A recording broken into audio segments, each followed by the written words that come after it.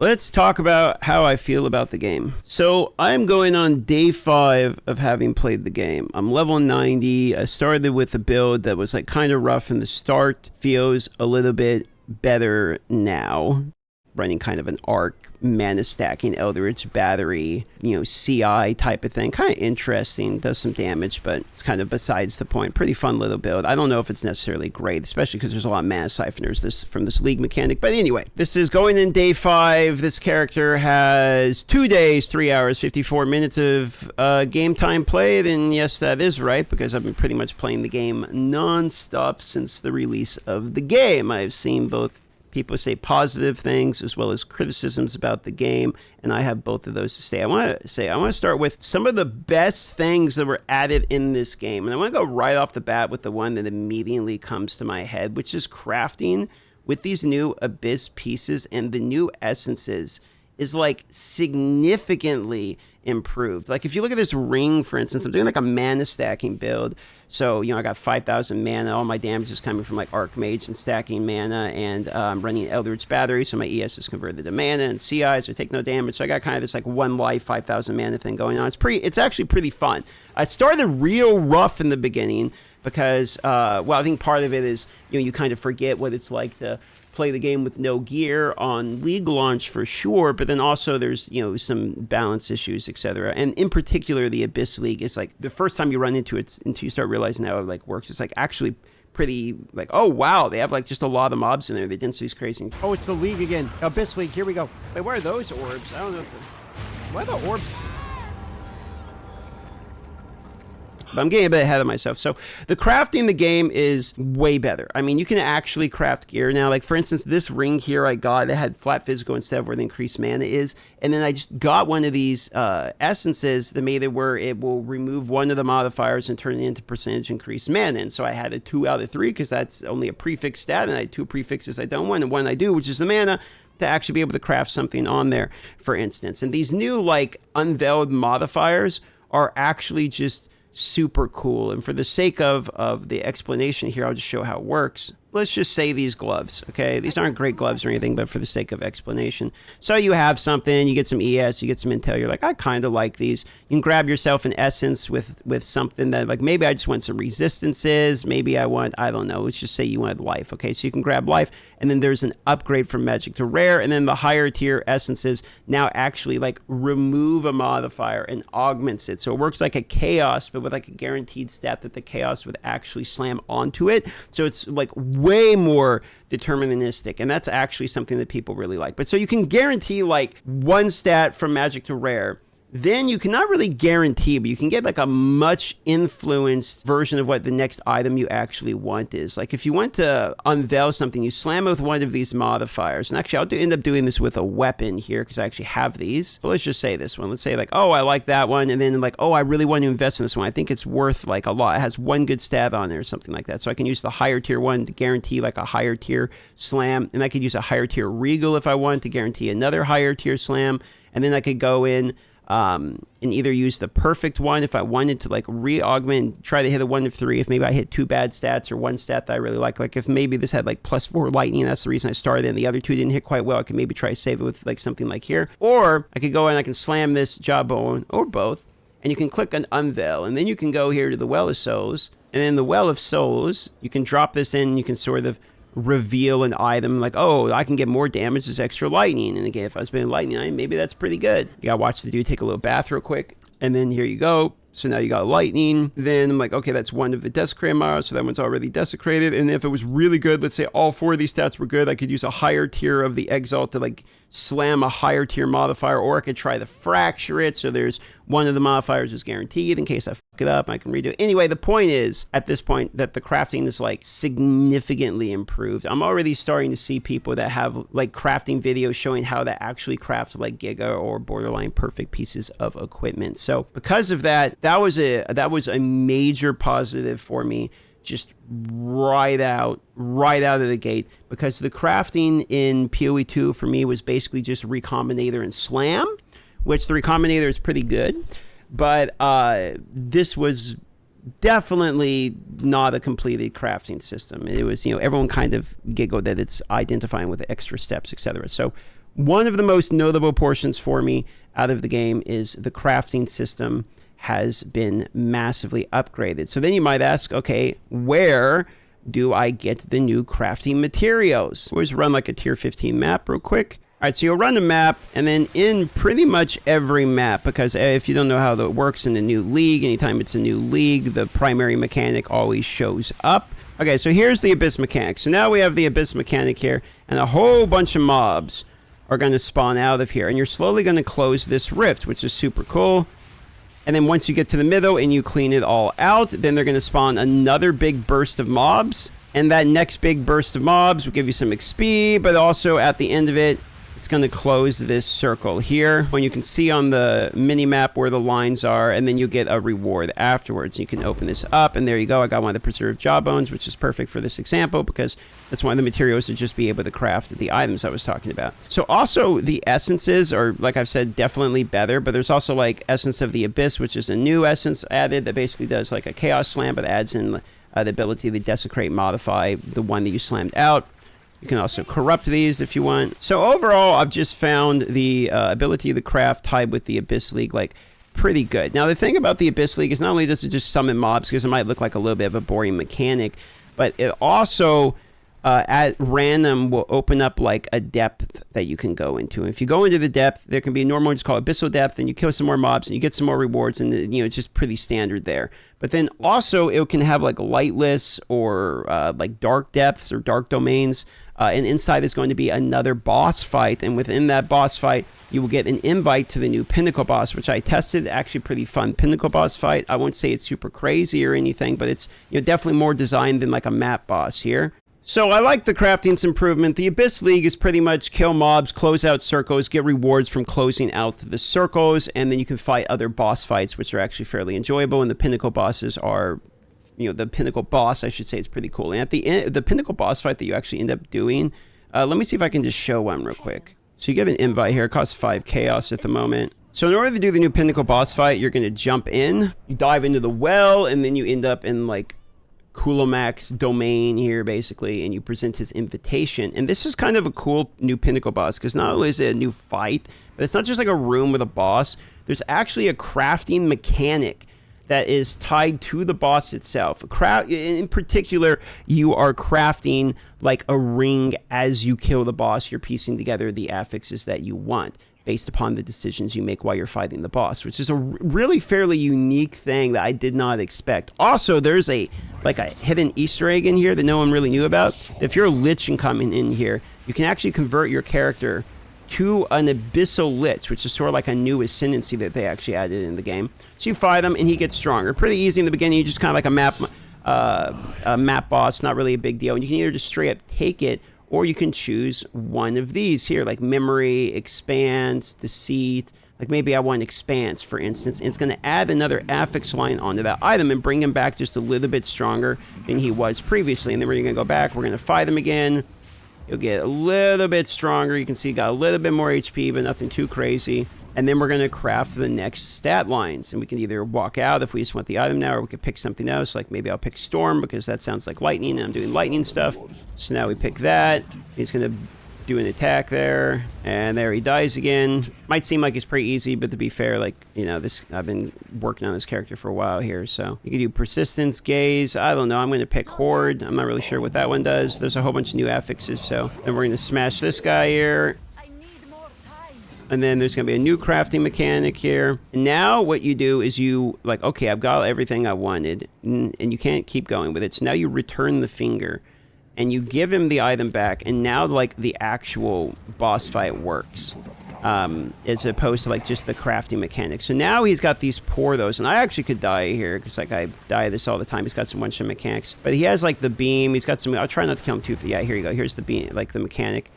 You can actually dodge roll it, but basically it's a giant beam that like one-shots the side of the map there. And then you have like these Porthos, and you can take the Portho to the other side of the map in order to like avoid stuff. Pretty cool. And it's kind of split halfway here. If you have multiple people, you'll jump to each side and like attack each side, etc. It's actually a pretty good boss fight. Just kind of kill him a little quick here. And then he'll drop, the exceptional belt or the new item that you've crafted. So there you go. Projectiles have a chance to chain additional times from terrain. Meta skills gain more energy, increase strength.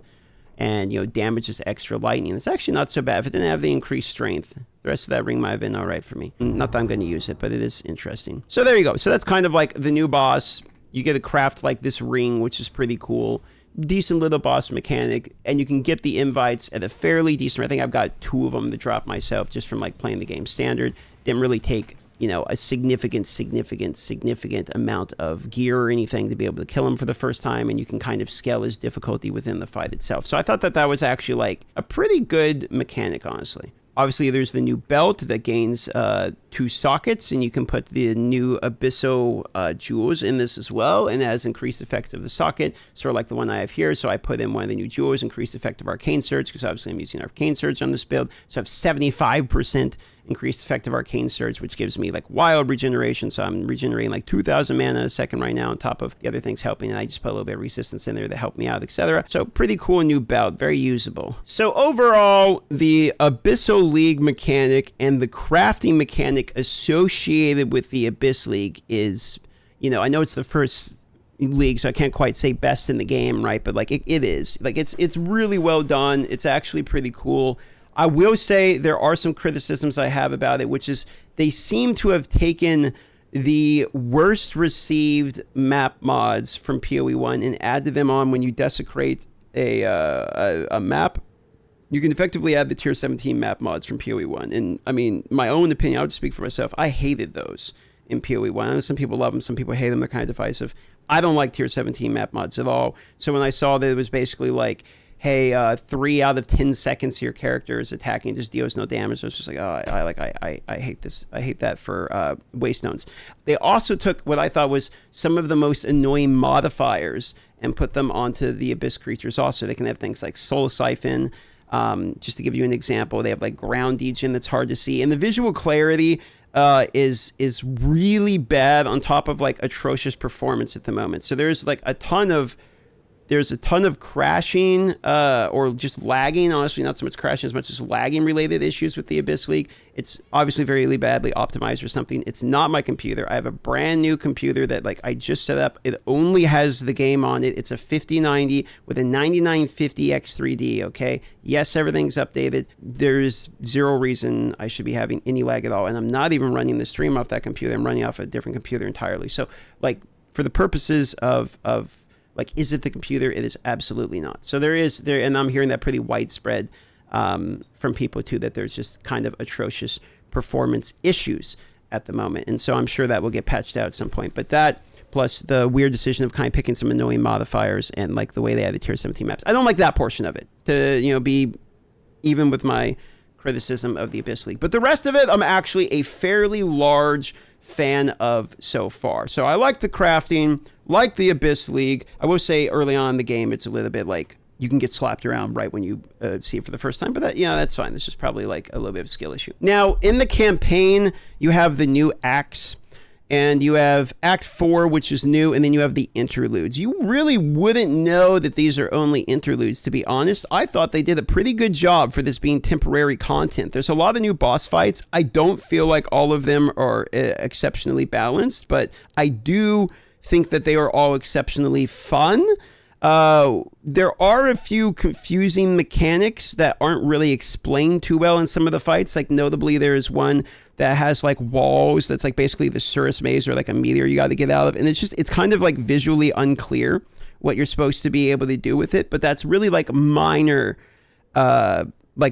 criticisms for me. I do think that the interludes are fairly decent for a temporary solution. We're not holding the long form of it, but I think Act 4 is pretty good. I will say these are fairly long, so if you are somebody who does not enjoy a long campaign, you might not enjoy Act 4 if you're only thinking about the length of it as you continue to play through it. As you can see, there are many different locations to visit. There are many different boss fights and rewards to get, and you probably want to do a good chunk of these because you need to claim things like your weapon set passive points, for instance. So as you work your way through, and there's a bit of RNG and where you got to go in order to pick up what rewards and whatnot, as you play through it, you might find yourself wondering, when does this act end? This is pretty long. long. So I haven't played Act 4 enough times for me to have a fair comparison with Act 3, as I've obviously played Act 3 a bajillion times at this point in the game. So I have it much more memorized. In Act 4, I was going, blind on League Start gear and all that. I'm sure it'd be much faster for me down the road as I understand the act better.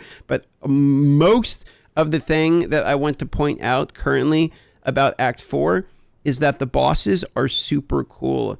There are some boss mechanics in there that when you realize what to do, you might think, oh, that's kind of cool. Like I won't say like wow boss type mechanics, but there's one that like he picks up a rock and throws it at you and he just keeps getting buffs and you don't understand what's going on until you realize you have to make him throw the rock and hit the guys that are buffing him from the side. So there's like some cool like fight mechanics you can actually get. I think most of them are fairly unique boss fights. And the final Act 4 boss fight, I won't spoil here, but I'll tell you, was a pretty good fight. Unless you're one-shotting everything so you have an OP build from the start or something. Like, I almost feel bad for well, not really, but I was going to say, I almost feel bummed out for the people that had like an insane build that was one-shotting every boss. Because like even though it was a bit of a struggle for me in the beginning, because I'm kind of trying to do this like long-form Archmage build where it'll ramp into in-game, and now it's doing great. But like earlier on, it was a little bit of a struggle. There was something kind of fun about struggling a bit against the Act 4 bosses. I died on the second to last interlude boss, on the final interlude here.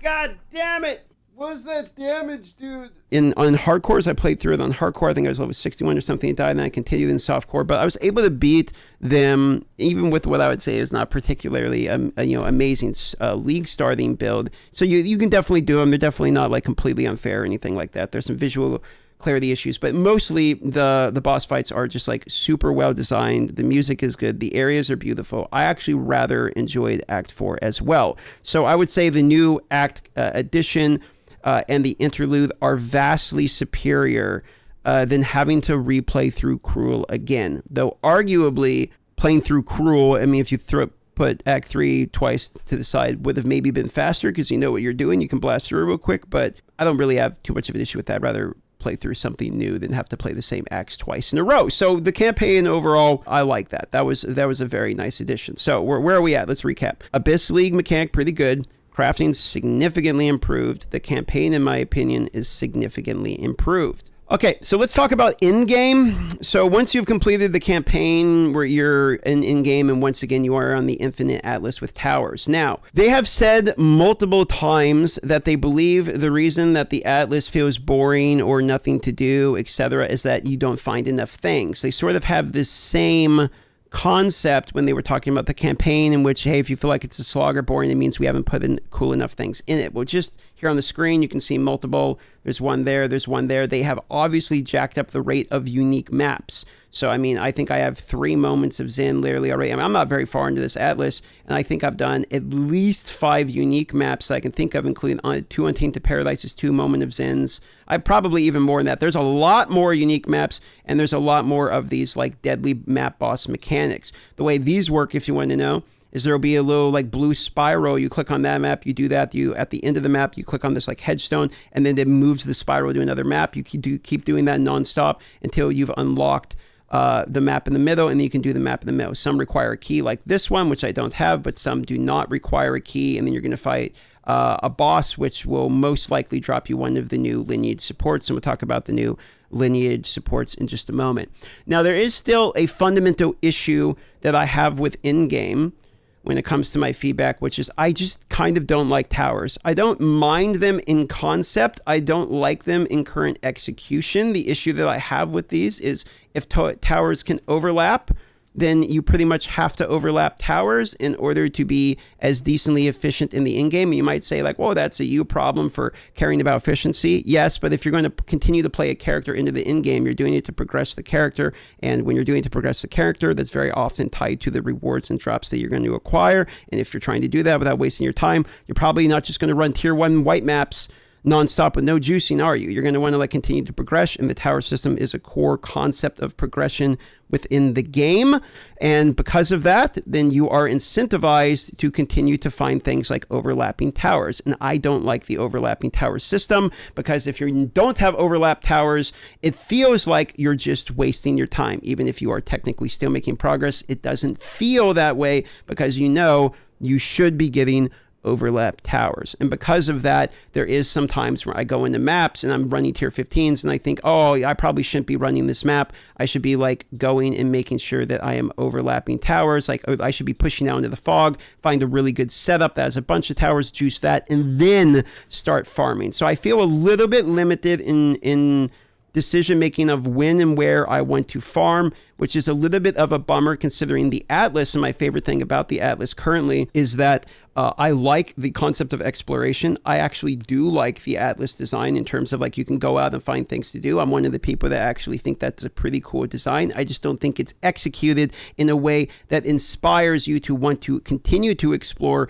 because instead it wants you to find a location that has towers and like double down on that location, as opposed to pushing out into the fog and being rewarded. I think this is, I'll use the meme term of step in the right direction, because there's been new additions on the map. So you do find things as you push out into the fog, and I like that. And now citadels are no longer pure RNG. If you find one, there's the other two of different types located in a cluster around it within a decent area there. That's one of the changes they made in 0.2. So they've removed the RNG in that regard also. So I have some point of feedback in the in-game, which is like towers still aren't there. I know that they said they had a solution for towers that didn't make it into 0.3, and that it'll probably make it into the next league. So we'll have to all see what that solution is. I think if they can solve this like overlapping tower issue and the concept of like you have to juice with the towers themselves, and just come up with like another solution to make each map in and of itself independently satisfying, as opposed to having to double down in a certain location,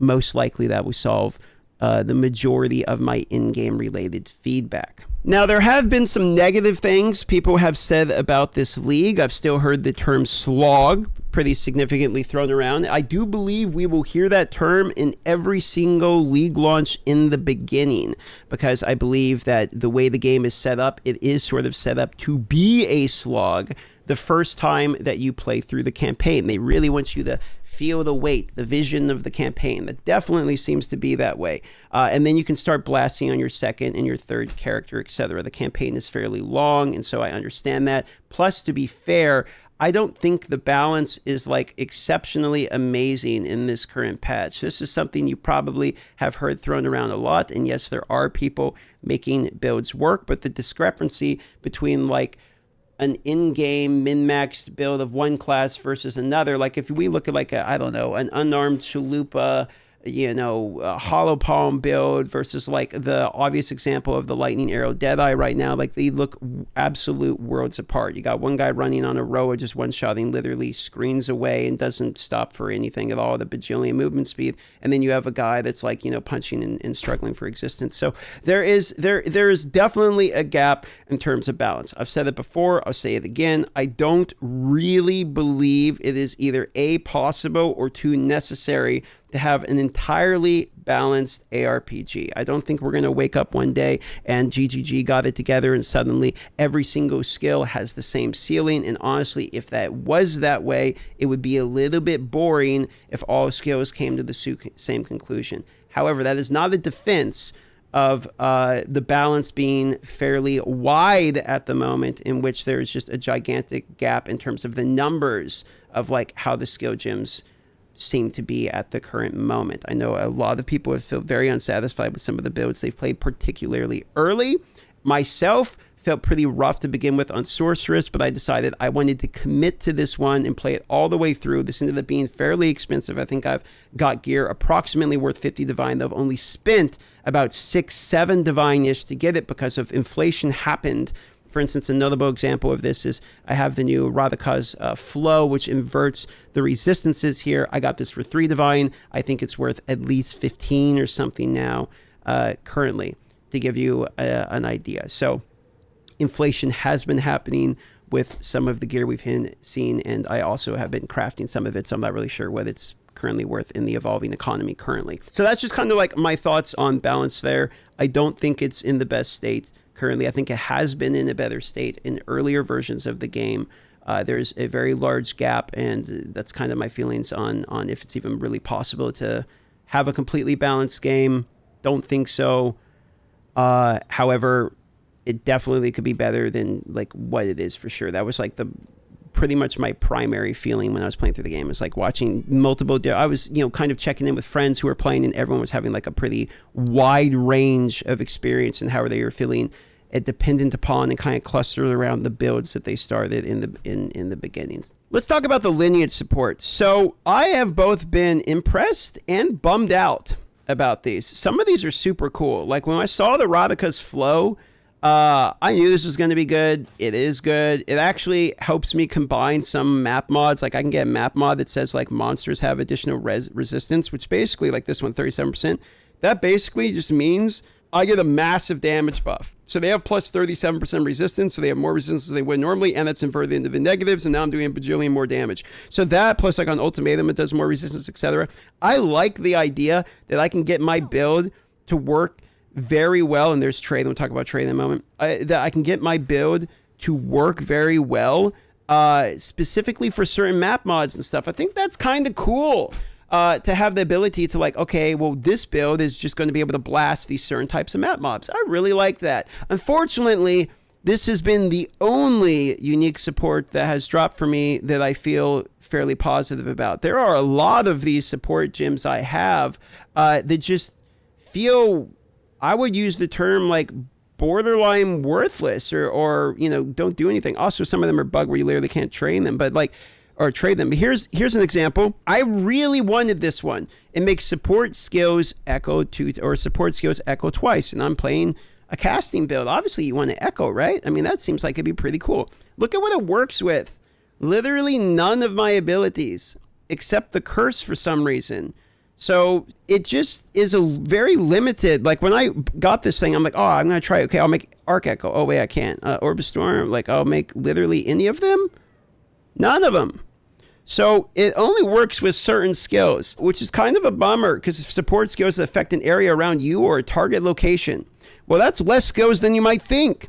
So, and that's kind of goes for a lot of the gyms. Now, they might actually have, use cases, and I'm sure they do. I'm not saying they're worthless, but I'm saying people don't want them. Because if you try to trade them, no one really wants them. Some of them are bugged, like I said, you can't train. But like a lot of these, like just, I don't really have a use for. So when I get them, I'm kind of like, okay, well, I don't really know how I feel about that. 50% less glory. I was like, oh, maybe this one will be kind of cool. But then it was bugged and can't trade it. Here's 10% chance to gain power charge when expending combo support skills per combo expended. There's just something a little bit like not satisfying about a lot of the lineage supports that I've ran into so far. I was just kind of hoping that they would feel a little bit more build defining, or do something cool, and I've just been a little bit like underwhelmed with most of the lineage supports, if I'm being quite honest. They more than likely have use cases, and I'm sure as I say this, there's somebody out there with one of them that I'm like, the supported spell Echo one, and they're already like found something. Well, if you put it right in this one specific thing, it feels great. I'm sure you're right. I'm sure they have fantastic uses somewhere. I just have not experienced those or experienced other people that wanted them enough for them to be valuable drops when I get them, because I thought the lineages were going to be a little bit more like chase, like not tier 0, but like fairly rare things. I get a lot of them. People don't seem to want them. When I get them, I most likely have zero like excitement feeling in my gut when one drops. It's basically how it feels currently at the moment. Now let's talk about another huge W, which is trade. The trade system is basically just completely fucking awesome. I have not had any issues at all with it, which is surprising for me. It just works. Maybe other people have experienced issues. I have not. It works the way you think it would. The searching in game works really well for me. I do think that it would take some people some time to understand how the stat filters go. That's just a knowledge thing. And being able to search items in game is massively awesome, because now I don't have to use a third-party website or something to do a bit of price checking. I can just plug in the stats that my item has and pull it up. I do think it would be super cool in the game, if they had a way, which I have an item here and I have the tray pull up, that I can control click on this item and it will feed in all the stats exactly in here. Then I can hit search and then boom, immediately I can see other likewise or greater items and then be able to very quickly do a price check built into the game without needing anything other than just importing the stats by clicking on the item itself. I think that seems like a very obvious addition to the game and would be 100% a huge W if added. I think that this alone in its implementation, however, is just fantastic and is pretty much the best, if not of like the second best addition to the game, right next to crafting, just period. Absolutely love it. So that's pretty much all I have to say about that. You can put in the shop tabs here. You can sell the items. It'd be kind of cool if we could use quad tabs to sell more items, maybe, because really we're limited here. Maybe they want to sell more merchant tabs. I don't know. Don't really care that much, but I do find stores to be somewhat limited from here, but that's like my only critique. Obviously, 10 out of 10, in my opinion. Really nice. Gold costs, maybe a little bit annoying if you're buying all the time. For me, I just sell a couple of trash items I have sitting around my inventory, and then I can buy the item I want. Very well executed. Okay, let's talk about Sprint. So I've seen mixed opinions on Sprint. I have one negative thing only to say about Sprint, which is that sometimes when I dodge roll, I will accidentally hold, and yes, it's a skill issue, the sprint button just a little bit too long. The dodge roll is just a little bit too long, and my guy will sprint coming out of the row when really I'm just trying to dodge roll. And when that happens, see, like, not only do you get this little, like, scraping of the boot stutter that other Tarkov players will recognize, but also there's a few frames at the end of that in which if I get hit, I'm getting knocked over. Because if you get hit at all, you're immediately 100% knocked over, and you have, like, a full 3-second stun. And I'm probably just trying, like, I barely held the spacebar there. I'm probably just trying to dodge roll. And very often when I'm dodge rolling away from something, it's because I'm about to get hit, and I'm trying not to fucking die. So because of that, I wish that I had a tab to literally disable sprint, because sometimes I don't want to sprint, or I wish I could put sprint on a completely separate button and I would have to hold down both or something, because every now and then me coming out of the sprint, I just held it too long. Yes, skill issue, but it is still now. You can just slam it, but sometimes mistakes happen and all that, and it would just be nice to have the option to not have my character immediately sprint coming out of it due to the nature of you can fall prey to, you get hit, you're immediately put over, which is pretty annoying. Other than that, I've heard complaints related to like the stun. I don't really have too big of an issue with the stun. Maybe it's a little bit long. To be honest, maybe you should be able to take 2 or 3 hits. It should be like a stun threshold, but not necessarily ramping this hard. I don't really have an issue with like the turn speed of it, because you're sprinting. I don't know, like you kind of can't like keep up your momentum in real life and sprint too. And yes, it's a video game, you shouldn't compare it to real life, but like I also think it would feel fucking weird if something I just like go like left and the right and I can just ping pong it everywhere. So like I kind of get what they're going for. They want it to be like a train, like you're just like full speed ahead using it. Like I get it. If that's what they want it to be, so be it. I'll put it this way.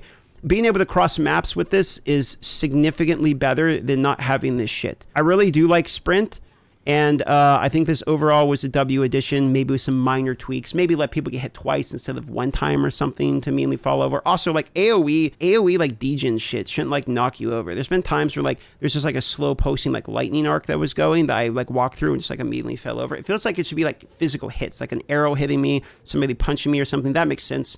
But like this, like a breeze going through me, knocking me over, a little bit annoying. But that's kind of how I feel about overall. Great. Makes it go through maps way faster. I can still sprint past mobs if I want to. I think sprint was a great addition. It needs a little bit of tweaking, but overall, like I'm fairly positive about sprint. That's just, don't really have a lot of feedback related to it because overall I've just enjoyed it. Okay, so a quick point about loot drops in particular, particularly through the campaign, with the additions of all of the other forms like perfect and greater and all that, it seems that because those are more valuable, they realize the lower tier of these versions are not as valuable, and they obviously have cranked up the loot drops. This is probably part of it because of the Abyss is like very rewarding actually, but like because of that, this currency drops from the playthrough that I had in the campaign was like day and night compared to how it was in the previous run through.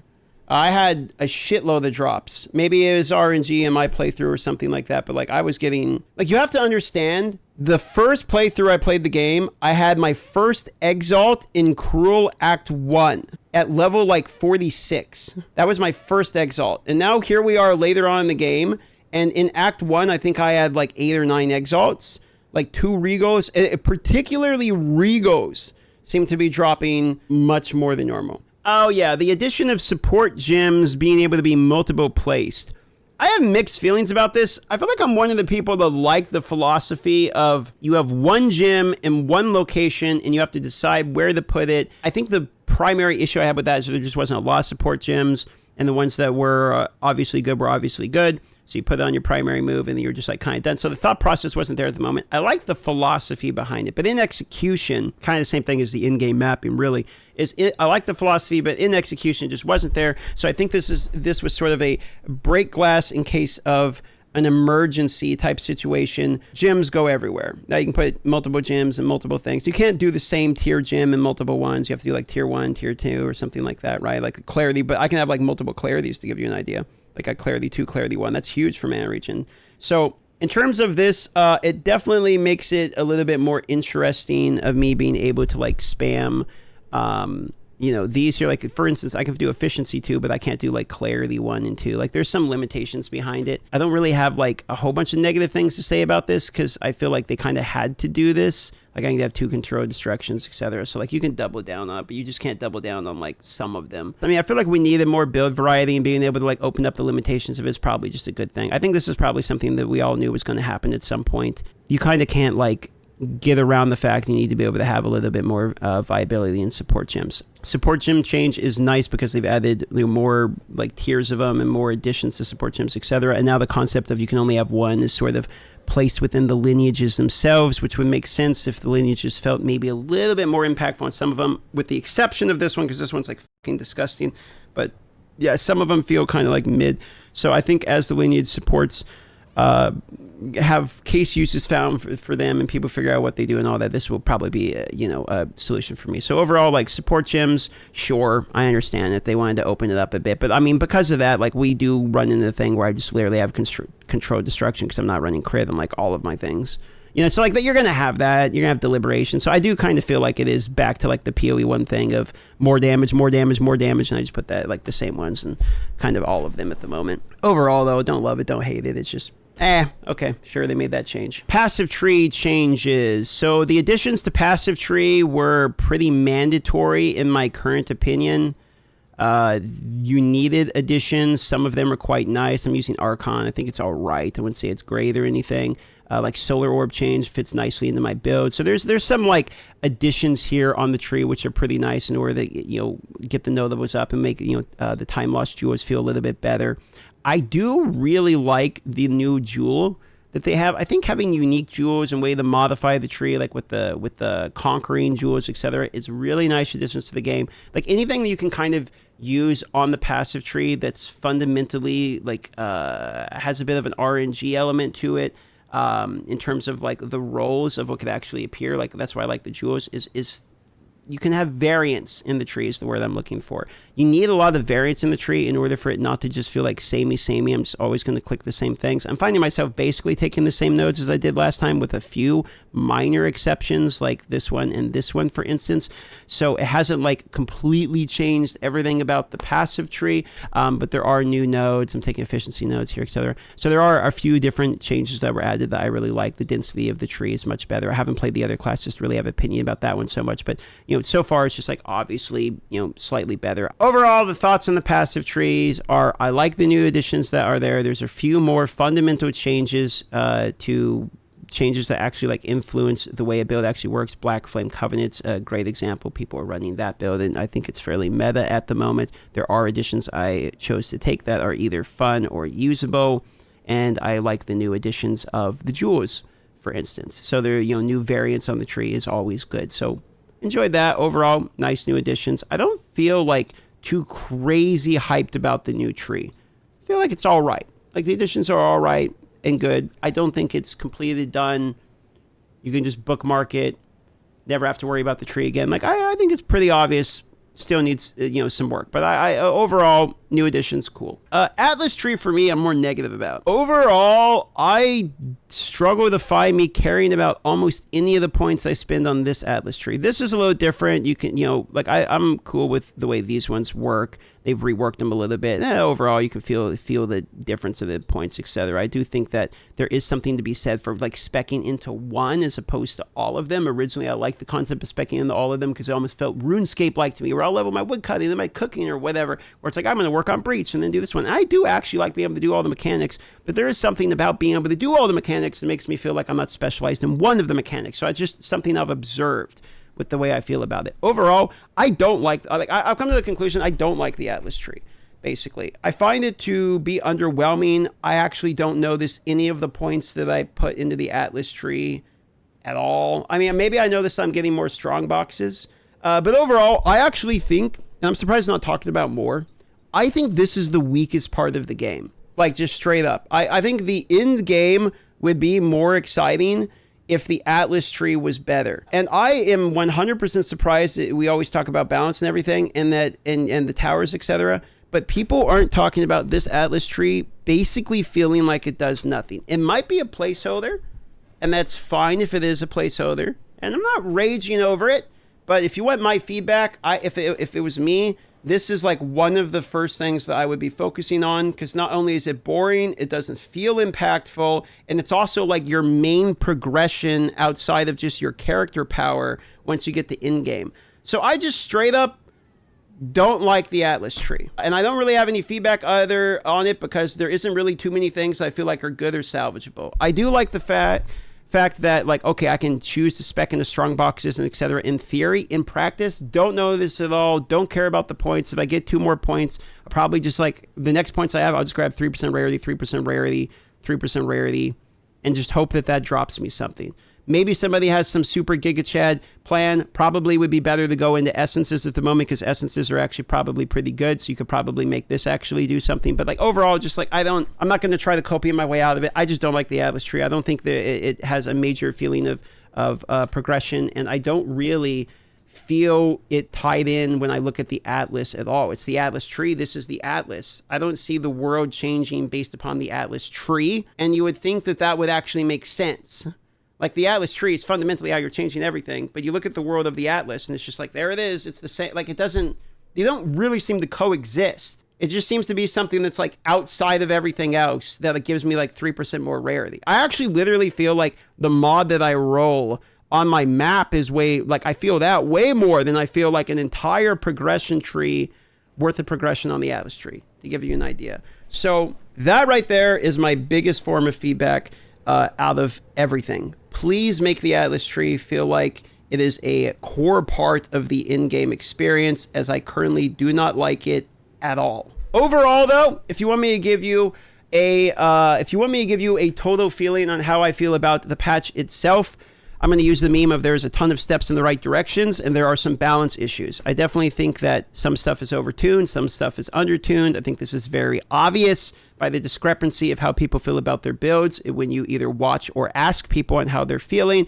And I absolutely agree with those feedback points. There is some skill issues involved. Sure, there's some like knowledge issues, all that. I would know this because I live it. I have skill and knowledge issues, but I am able to continue to play the game with enough hours to make things work by the end of it. For me, however, overall the league is pretty good because I think that the Abyss League additions are nice, the crafting additions are nice, trade is a huge W. The game is obviously massively improved, and people that are saying that this is literally the worst patch out of all of the game, I don't feel like played much of the game or something. Like I don't understand that take at the moment. If you actually think this is literally the worst state the game has ever been in, I actually just don't understand that, in my own personal opinion. I have seen that take. I just full stop don't get it because there are so many additions that I have thoroughly gone over already that I think obviously make the game in its best state. If we're talking balance alone in a vacuum, I could understand and I could be talked into that viewpoint and I could acknowledge that. If we're talking about the game in its entirety, I can't agree. So I would just put a very clear separation of those 2 points. Overall, for me, I think this league is actually quite good, fairly enjoyable once you get past some of the early game issues if you feel like you're getting shit on. The Act 4 at minimum is worth playing. If you don't have a lot of time, get to Act 4, complete Act 4, try the new bosses, particularly the new Act 4 like in-game boss. Check out the towns, listen to the voice lines, all the shit. You play like a Lore Andy playthrough. I think you would actually quite like it. I'm sure lots of people that play on the free-to-play weekend enjoyed that part of it. And then if you don't feel like the in-game and the Atlas and all of those things are worth your time to smash, hours and hours and hours in the game, so be it. Sounds totally fair to me. That's just my take on its current state.